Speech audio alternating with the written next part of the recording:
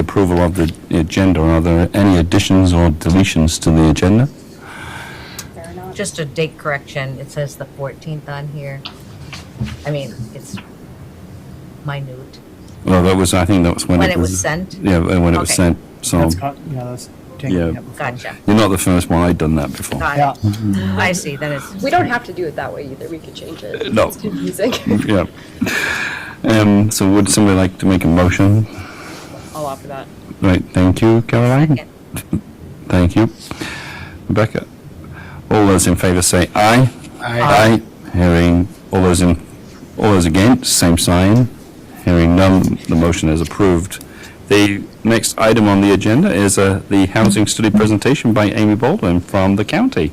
This should be interesting for those that didn't make the meeting, and repetitive for those that did. I don't think, other than staff, I think this will be new information for folks, so. Uh, All right. Is this the 4-hour presentation, or?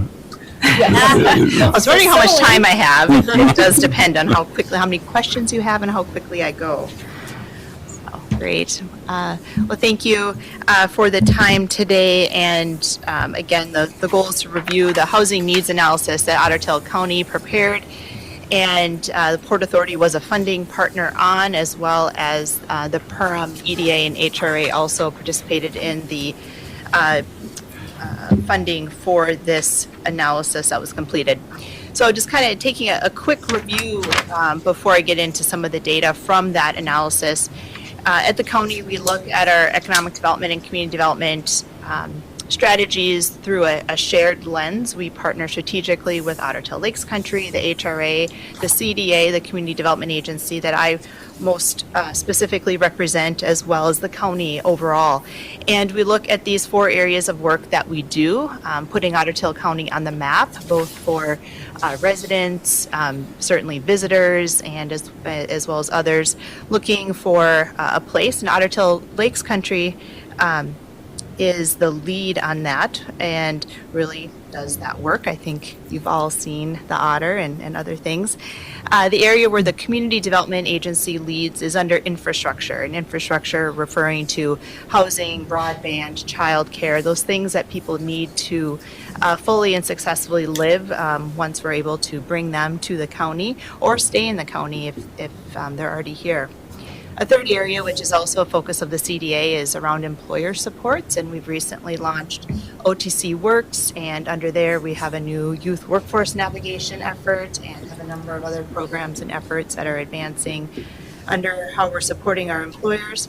And then the final area is welcoming communities, and really all of those partners that I mentioned work within that realm and trying to, again, ensure we have communities that are supportive, welcoming, and create a place that people want to be. So we all work to strive towards that. So under the infrastructure, certainly housing is a key effort, and as you, I'm sure, all have heard and seen, as I've been here before, talking about the goal of the Big Build, which is to have 5,000 new preserved or rehabbed units by 2025 throughout the county. Doing that through 4 areas, certainly supporting the increase of new construction of various household types, and that meets various income levels. And we will talk about the income and affordability side and some of the data coming up. The second area is to work to build partnerships and expand the capacity of those who are working within this realm of housing, both from developers to nonprofits and others who touch, and so we can work more effectively together to address the housing challenges. And then the last 2 are really looking to seek funding opportunities that can help leverage the work that we're doing.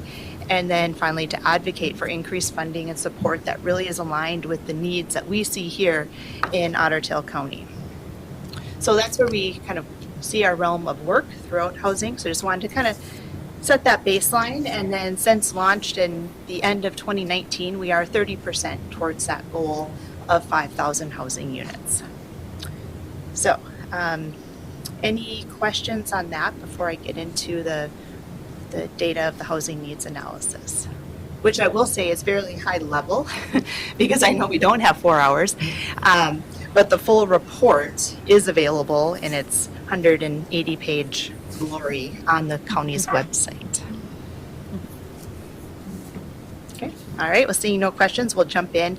And why is it important to think about this data? So just wanted to set this stage, and we used this at the housing summit that was referenced earlier a couple weeks ago, or a week and a half ago. You know, that we need to understand what are the needs to help provide that clarity and direction for all of our housing partners, whether local communities or developers, to move towards action. And the project scope for this needs analysis, you know, was the objective was to provide that analysis for the county. The approach we took was looking at the current and future housing needs, both of the county as a whole, and then we also divided into 5 submarkets. So we'll be, as I go through the information, I'll do the county overall, and then the southwest submarket, which includes predominantly Fergus Falls and the surrounding areas, and I'll show a map of what that is in just a bit.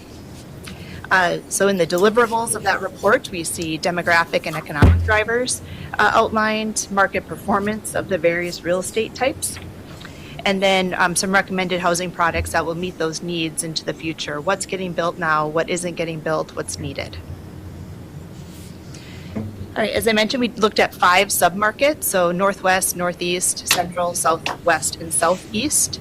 And we looked at those based on kind of, we worked with communities, we talked to realtors to kind of identify what are those kind of market areas that someone, if they're looking, you know, you'll see Highway 10, Highway 94, predominantly included within the same submarket.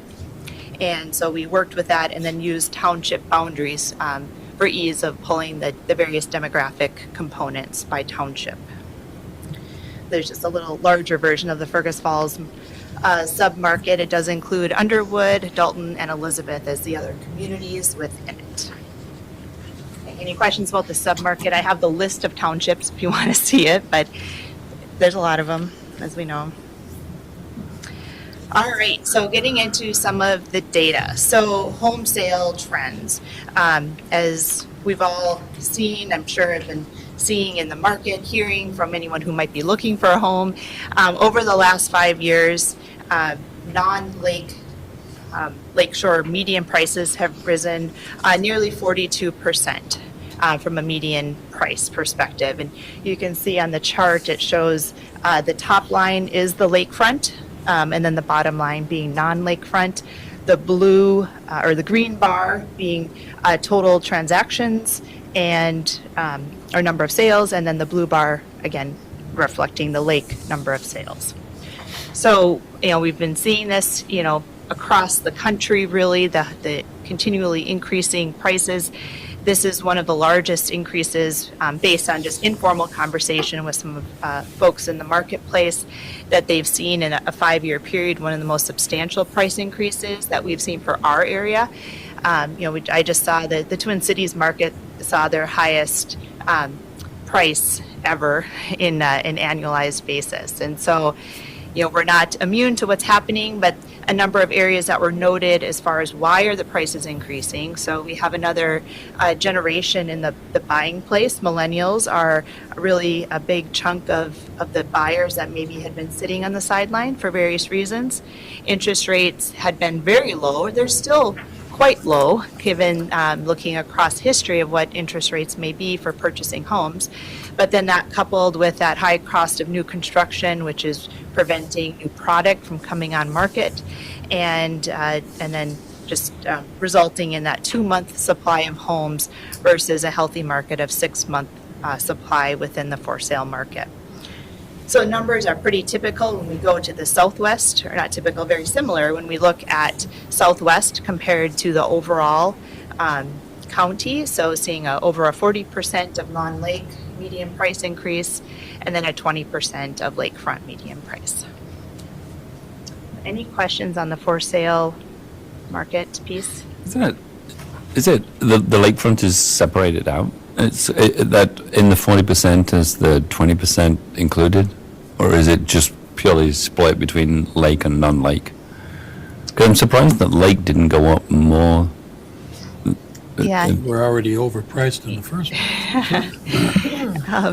Well, something to that effect, that they already had seen substantial price increases, more so in the lakefront properties in prior years. So there's already has been that price increase that we've That just taking seen. place. Can I Yep. ask a question? Is the end date really July of '21, or is this 2020 information? This is through July of 2021. We engaged our partner on this work last August. Because I would say what we've seen was that in going through '21 was there was an enormous gain in values and significantly more than the 20% value of what we saw for the year of 2021. I'm just wondering if the sales that they had, if these are closing dates in July, that maybe the sales took place in the very early spring and then the prices went up from that point. I mean, it just seemed like if it's halfway through 21, I would agree. I think you're going to see another lift. Certainly, Yeah. that was just the Yeah. data point we needed Yeah, to use. to Had get to to close start it. somewhere, and that's when the data was available. Rebecca, to you pull. had a question? No. Oh, sorry.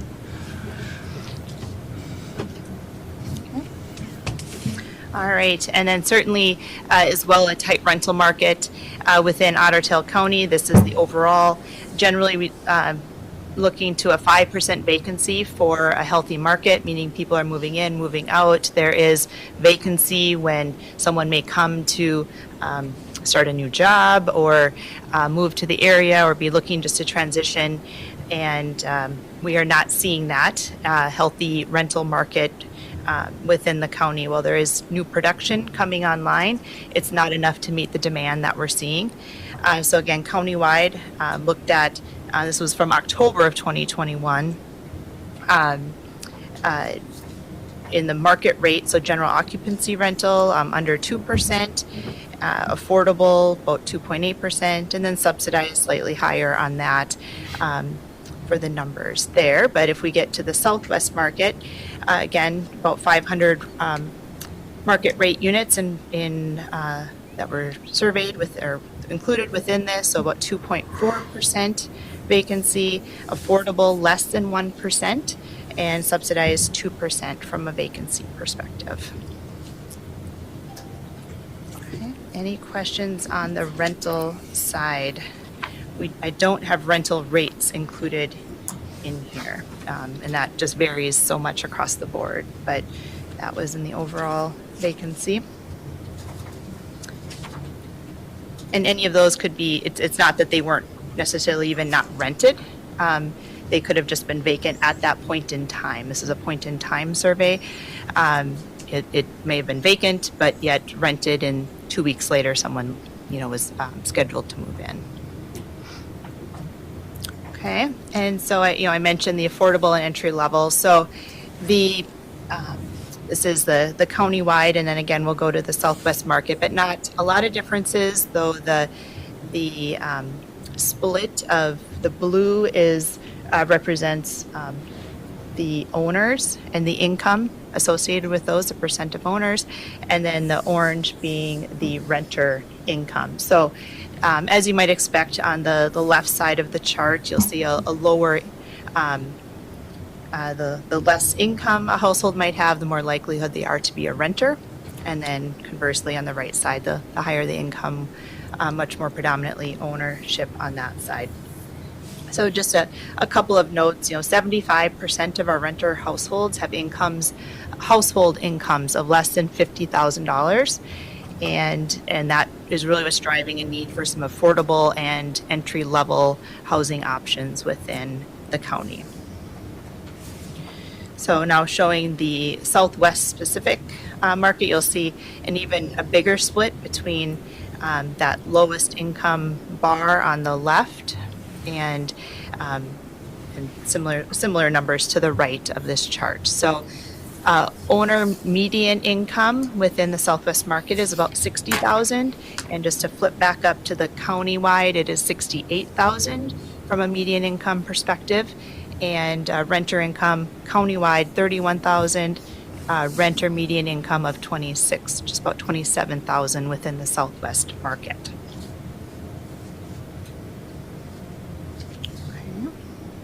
And I did look up I had a question earlier about the average income, and countywide, the average income is 59,000 from a household perspective. So our mean and our median are quite close to each other. All right.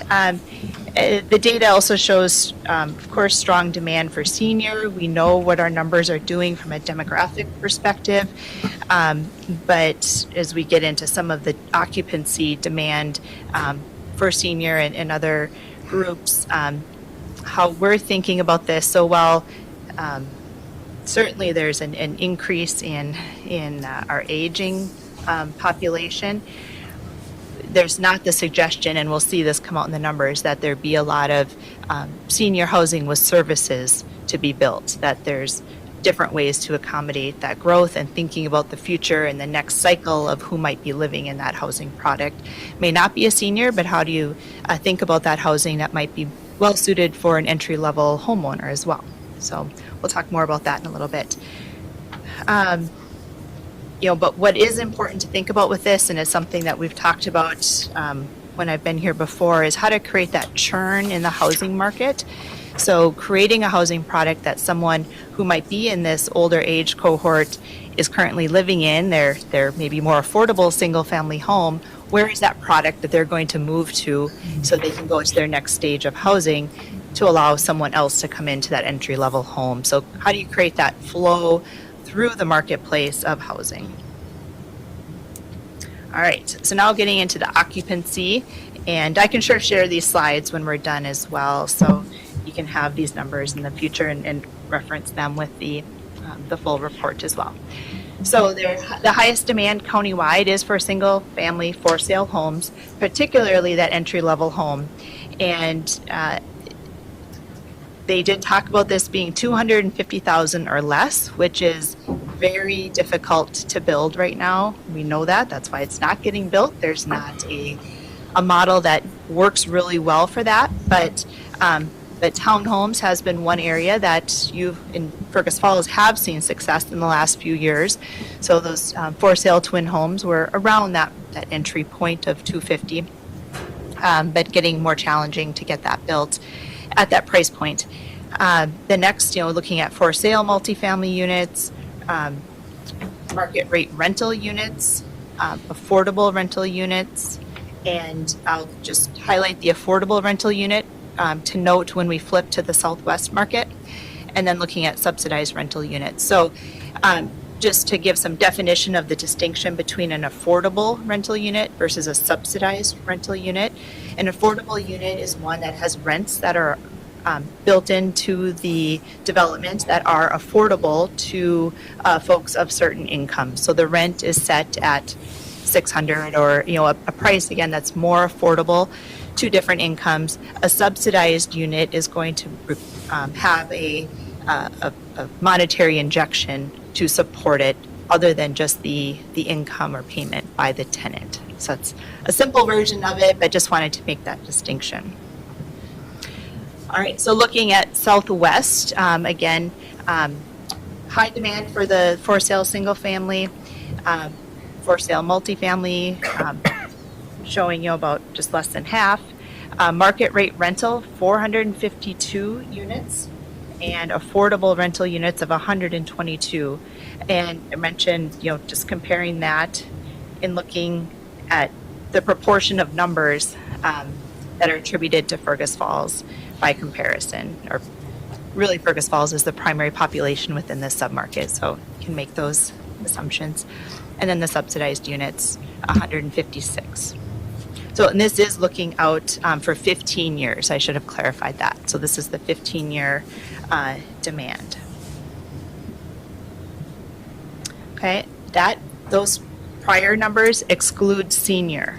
So those are separate, non-senior demand. So then getting into different types of senior housing. So the top line are general occupancy units from a non-service perspective. As you get to the yellow numbers, those have some level of service involved with them. So really thinking about the blue lines, or green lines, of the active adult owner. So that's what we have been seeing with that demand of the for sale twin homes in the community, but also a similar demand to active adult market rate rental. I think you've seen that with River Oaks Landing. That's been a very supported project with demand. But then getting into the last two, affordable, active adult affordable, and then active adult subsidized. So a number if you recall, about a year ago, we had Minnesota Housing Partnership do a conversation with the Port Authority and talked about housing with them, and that affordable senior housing and how many of our senior renters right now are paying more than their 30% kind of proportionate income to their housing expenses is over, countywide is over 50% of our senior renters are paying more than 30% of their income towards housing, which is called cost burdened, but it just comes out to play here as well. So I wanted to make that connection. All right, any questions on the demand numbers before I continue? I just have a couple more slides. Okay. Oh, sorry, I didn't flip to should have flipped to the Southwest market in that senior. So the last numbers were Otter Tail County specific. So this is where really you see that active adult affordable number pretty dominant here. And you will see some negatives as well. So that means you've built for the future. Those numbers will be absorbed, but anticipated to be absorbed, but are reflected as being met at this point. Okay. All right, and I handed out this map, and there are some additional copies up here. And this overviews the 5 submarkets as far as those development opportunities. And this is the 5-year number, so not the 15-year number that I referenced that we were looking at earlier. So the numbers aren't going to match what we just reviewed because these are just 5-year development opportunities. And it's a little different calculation. The consultant we worked with kind of think about this as the development appetite. What's the near-term demand for different housing products, and then the single page kind of written charts, those are the same numbers just in a different form, but just for the Southwest market. So those are the 2 handouts that I provided there. Certainly this just some disclaimer pieces that our consultant likes us to reference. This is not a market study for a specific project. You would need to look at numbers more specifically if there was a project proposal. Developers certainly understand that. Lenders certainly understand that, but wanted to make that specifically stated. But what this does do is help promote the opportunities in your community, in your area, as you think about what you might want to be trying to attract or seek out from a housing use perspective, or what those needs are going to be as you look into the future.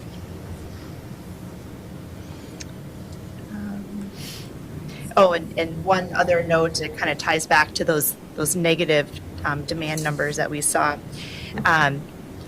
What this doesn't reflect is that you may also, as a community, be attracting people from outside of your submarket. So that's why looking at this especially those some of those numbers, it's not just the demand of the Southwest submarket that's going to fill those units. It's a broader regional service that Fergus Falls or other larger regional centers might be providing. So just another note on those senior numbers, especially those with services. So looking at that broader market is probably more applicable because many of our small communities aren't going to have those types of housing options. So those were the main highlights that I wanted to provide. Again, the full report is available on the county's website, and I'm happy to share out that link on that piece. And I don't know how much time we have, but happy to share more also about the new housing finance resources that we have available through the county as a result of the American Rescue Plan dollars. There has been $2 million dedicated to support new housing growth, particularly around affordable, as well as some small supports towards infrastructure as well. Yeah, sure, I can just do real quick. Amy, can I just Talked ask you a about question about this? Yeah, So these numbers would be going forward, like from here, this is what we would anticipate needing or wanting or being good to have over the next 5 years. Yep, that's kind of the appetite, the market appetite Okay. is some of the phrasing that our consultant used. Okay. Yeah. But it's, yeah, okay. Yep, it's looking forward. Looking forward. Yep, not based, yep, Yep. And not current and forward, just forward. more, plus. Yep, a plus, yes, those are Plus. pluses. Okay. Yep. We've talked about the long-range strategic plan, mentioned the American Rescue Plan funding. So with the new housing programs, I'll again briefly highlight, we have $2 million, which we're categorizing generally as big build, and those are funds, again, made available as a result of the American Rescue Plan, not an increase to taxes, using those one-time dollars to infuse into housing investment. We've also established a housing trust fund. Currently, those funds are only, that fund is only capitalized with funds from the special benefits levy for the HRA, which does exclude Fergus Falls. So currently, the housing trust fund would not, those dollars would not be available within Fergus Falls or Perham. As we look, trying to create new homes, but also keep people in homes, so supporting new construction, again, focused on workforce and affordable housing, and then rehabbing our existing housing stock, making sure we're investing in that. We have a number of principles, we won't worry about that. The public infrastructure, that's really to kind of overcome a gap within the cost of infrastructure. All requires a match to do this, and all these programs would be looking to have a match. And every project, one of the principles is to align the need with the best source of funding. So when we get that project coming in, we would say, how do we best fit the need? What is the need of the project, and how do we best meet it? And so if that is through a public infrastructure, which the city would be the applicant for, that is a possibility. We also have what's called owner-occupied value gap that helps overcome that gap between what it costs to build a unit and the actual sale price. We know that's a challenge, particularly in our smallest communities where there just isn't a market and appraisal history to warrant higher prices. So that is going out. Also, expanded down payment assistance, looking at not just first-time home buyers, but we're helping people get into homes. Maybe they're not in their first-time home buyer situation. Can be paired with other programs as well. Rental gap financing, so a multifamily project that has a gap in its lending structure, so coming in as a deferred or reduced interest rate, different forms. Again, what is the need of the project to get it off the ground? And this does have an income limitation on what households are served within that.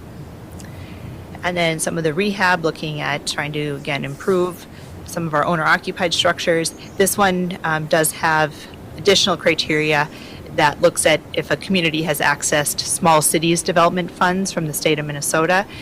This is really geared towards those communities that haven't been able to access those funds in the past, which Fergus has been very successful in. Rental rehab, though, that would be potentially available within Fergus, and this would be an applicant, an owner direct would apply for this to do rehab on existing rental within a community. And so just briefly review the application process. A local approval is needed. We do want a sign off, even if a developer or a current owner is applying for these funds. We do want the city to give their blessing because we want to make sure a project is not contrary to what the goals and objectives of a community is. So we would want a local approval, and that doesn't have to come before we start the conversation, but does need to be in place, that there'd be that support from the local jurisdiction. So we would just work through an application process and get the funds out the door to hopefully see construction. There's the abbreviated. These are just some of the income limits, but related to that. One piece with this, these funds are running through the Community Development Agency, which is relatively new, and we haven't done project work in Fergus Falls because you have active staff and other agencies to partner with. But in this case, we would look to want to have more of a specific partnership with the city or potentially the Port Authority, I guess, in way of a resolution authorizing the area of operation more fully for the CDA to work within Fergus Falls. So we can bring that forward at a future time. That is something you can opt into. There is a 5-year provision before you could opt back out within state statute. So nothing that needs to be addressed today, but just wanted to introduce that as something that would be coming forward in the future if Fergus Falls wishes to, or has programs or projects that might be applicable within these housing programs. Okay, that was a lot in just a couple minutes, yeah. but happy to answer any questions. Any questions for Amy? As you say, a lot of information. Well, at least condensed from 86 pages. Yeah, and certainly, staff was at the housing summit that we held a week and a half ago and heard a lot of this in much more detail. So has that information to bring back to the policymakers here as well. Or I'm happy to answer any questions in the future too. Quick question, is this online or in person? Those would be virtual. So one other piece I handed out. I just brought these because we did have these at the Housing Summit, that if folks wanted to continue the conversation around housing and how we might be able to work together, share information, knowledge, resources, these will be virtual convenings that we'll host on a quarterly basis. There may be some opportunity for some on-site visits, but our intention is to be virtual. And we've done this with employer groups so far, and we've had good engagement. So kind of mirroring that around housing to share information, resources, programs, et cetera. Successes as well. Okay, thank So you, do we Rebecca. just sign up Yep, online or something? You can just leave your little form and it's online too, but it's easier just for us to take them than for you to find it. No little ballot box you need us to put it in? No, we'll just collect them. Clara can collect them and get them over to me. Okay. If no other questions, thank you very much, Amy. It was interesting. Thank you. There's a lot of data. Yeah. So the next item on the agenda would be the racetrack lease extension request and request for first right of refusal on Port Authority property. Yes. I'm just gonna pull up the map.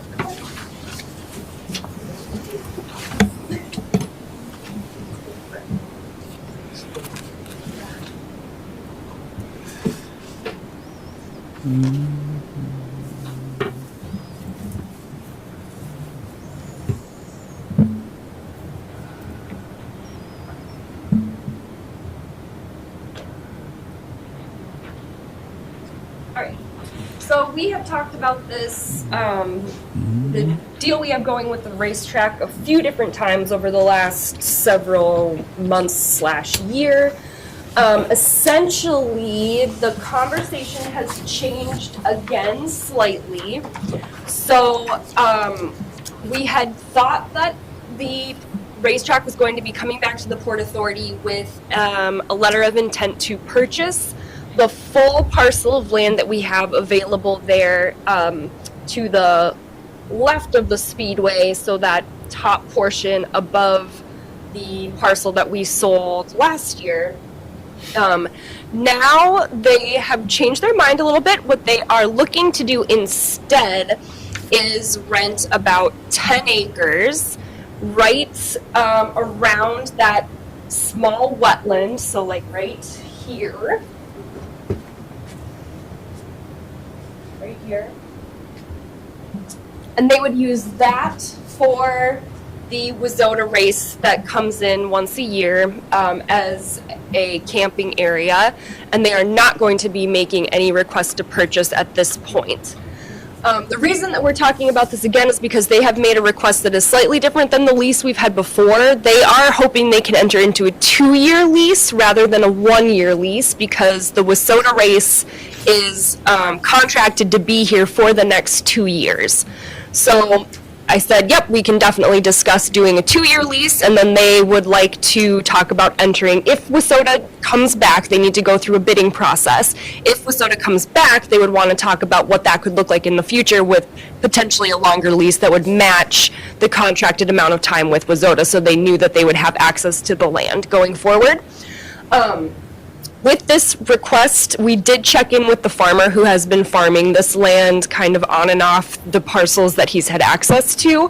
He is interested in continuing to farm, so we still do have somebody who will be able to take care of the land, and the racetrack has agreed that they would find somebody to hay the 10 acres that they would be using.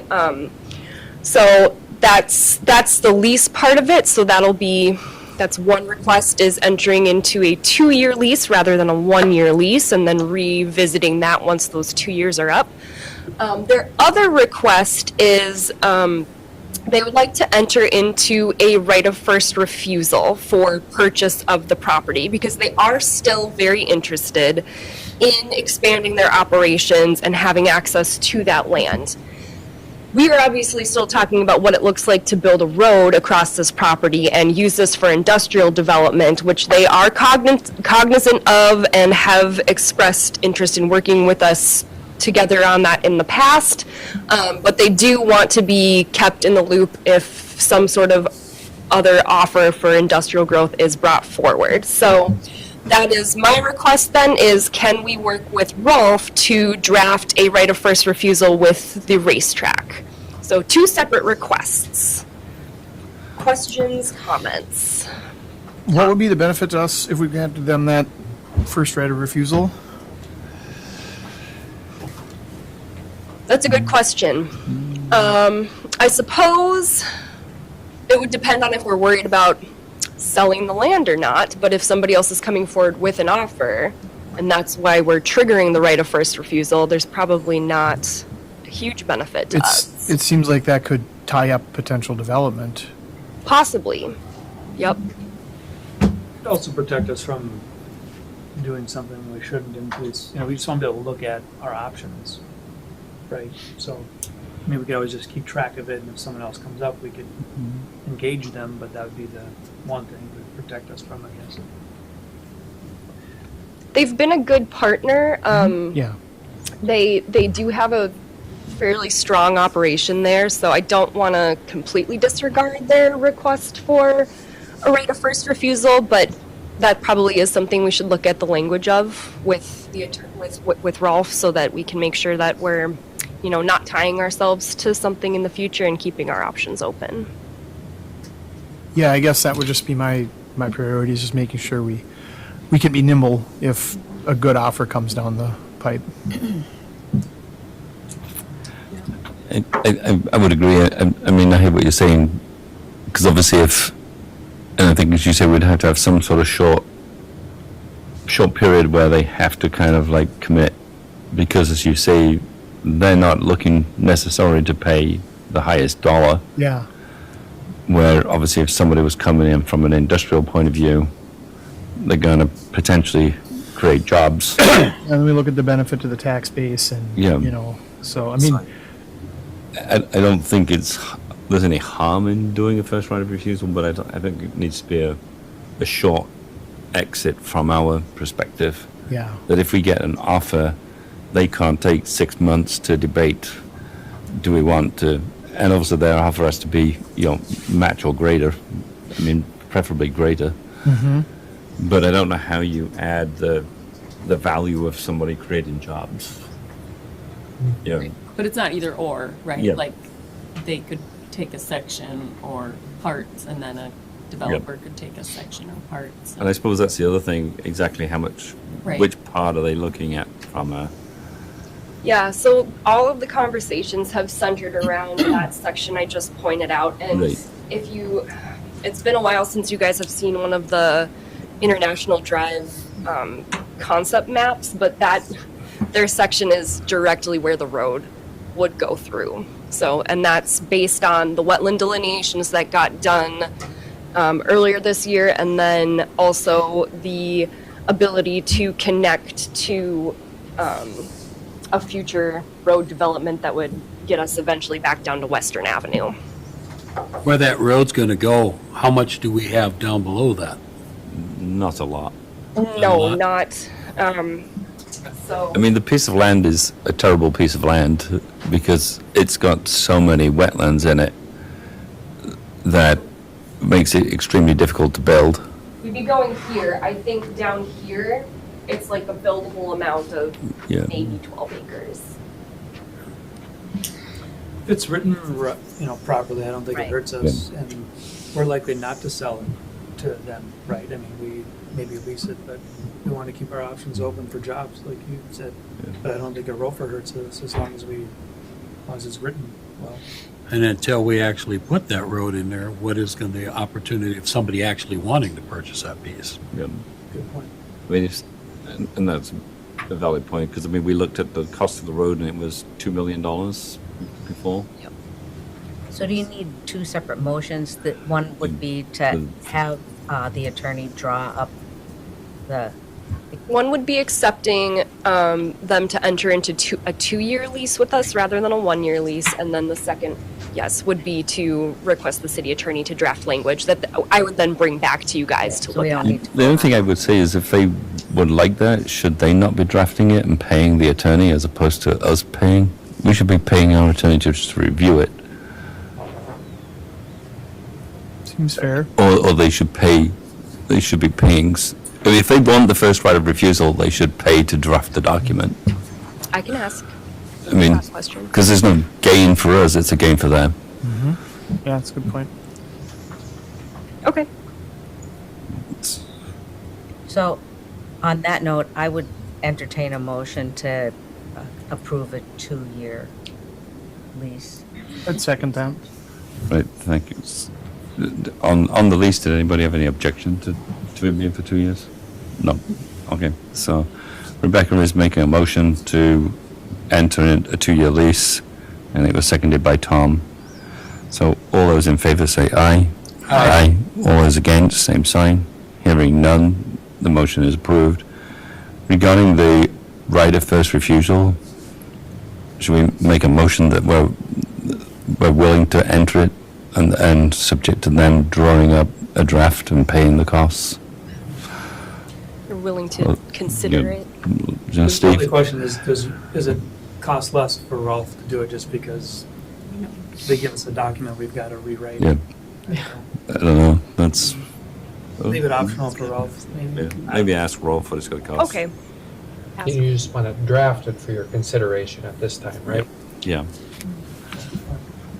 Do you want to make that motion, Steve? Sure, yes, please. Steve is making that motion. We have a second. Thank you. Thank you, Bridget. Right. So all those in favor say aye. Aye. All those against, same sign.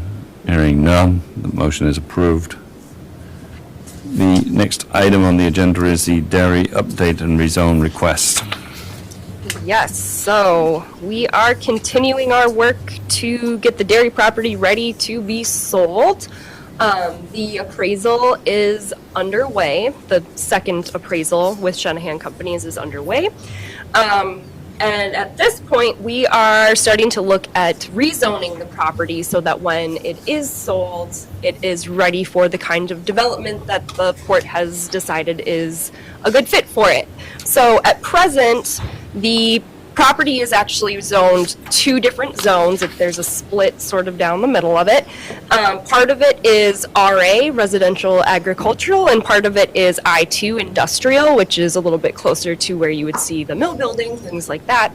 And so the question right now is, do we rezone the entire parcel R4, which would allow for multifamily housing on the site, as we've discussed before, or do we keep the river buffer parcel itself, so the 11.57 acres that we would be using as a trail and public access to the water, do we keep that as RA, so that if there is a future purchase of the land and something happens where we don't retain the right to that land, it still remains, they'd have to go ahead and rezone it to be able to build close to the river. Does that make sense? Well, I wouldn't foresee us wanting to get rid of that. So I would say just the part that we're going to sell would be the only part I would think to rezone. Okay. Yeah, and just to be clear, we will have to rezone it because it's awkwardly zoned as it is, so part of it is I2, so we'd want to just clean everything up. And we would do, if we went this direction, we'd do river buffer parcel would remain, or would be RA, and then the rest of it would be R4. I'm making a lot of hand gestures, Sell the but river buffer Yeah. parcel, right? No. That's got covenants on it. that's got covenants related to our LCCMR agreement. You Should, could sell it, but you'd have to pay all the money back. right. And I'm just, if something terrible were to happen and things didn't work out with the LCCMR stuff, there could be the possibility that we would not continue to have those covenants. So that's kind of where I'm getting with this is, do we want to be forward thinking toward that eventuality, that possible eventuality, and say, we want to keep this as a piece of land that is not touched by development by giving it an RA zone? And the buffer fits typical development right now, so if we did that, we wouldn't be hindering the current developer at all. No, and it's there's further work to be done on that as well because the DNR actually designates that area as a lake, not a river, so the setbacks are different.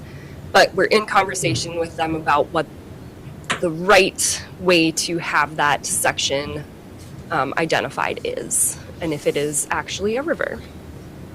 Because equally the goal would be out of the zoning to allow any development to be as close to the buffer trail as possible so that you get maximum advantage of building something that you can look out over the lake Or river, depending on or river. how discussion It's goes. an unnamed Solar lake. river. It's an unnamed lake. Yeah. So, but I mean, it's a river. So, I mean, I think today we should concentrate on the piece that we want to sell, which would, and cleaning that up from being RA and industrial to R4 would be the goal of today.